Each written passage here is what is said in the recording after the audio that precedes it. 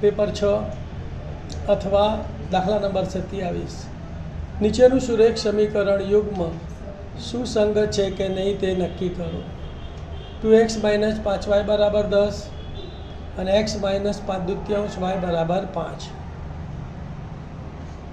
ધ્યાન આપો ભાઈ, સમીકરણ સુસંગત છે કે નહીં એની 3 શરતો છે.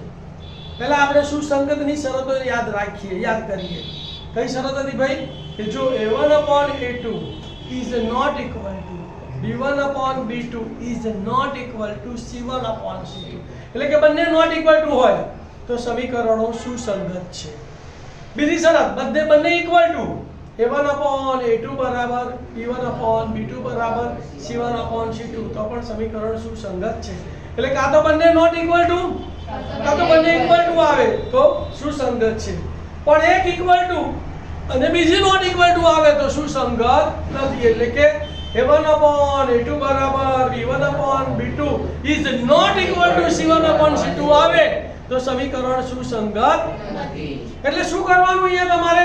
તો સમીકરણને a1x + b1y + c1 બરાબર 0 સ્વરૂપમાં પહેલા ફેરવી દેવાના. ધ્યાન આપો, પહેલું સમીકરણ 2x - 5y = 10 + 10 આ બાજુ લઈ લીધો ઓછા, તો પહેલું સમીકરણ શું બન્યું બોલો? 2x - 5y - 10 = 0. સમીકરણ નંબર 1. બીજું સમીકરણ x - 5/2 y = 5. છેદમાં કેટલા છે? 2. છેદ દૂર કરવા માટે બંને બાજુ લસા 2 વડે ગુણતા અને 2 વડે ગુણીએ એટલે 2x, માઈનસ ના માઈનસ અને 2 વડે ગુણીએ એટલે 2 ઉડી ગયા એટલે -5y બરાબર, આને 2 વડે ગુણીએ એટલે 2 5 10. આ 10 ના બાજુ લઈ દઈએ તો માઈનસ થઈ જશે, માટે 2x - 5y - 10 બરાબર 0. સમીકરણ નંબર 2. જો બંને સમીકરણો સરખા દેખાય છે ને તો તમને તરત ખબર પડી જશે સુસંગત છે.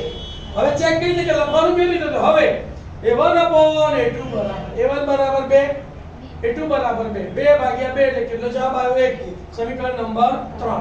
તથા b1/b2 બરાબર b1 બરાબર -5, b2 બરાબર -5 ભાગ્યા -5 એટલે 1. સમીકરણ નંબર 4.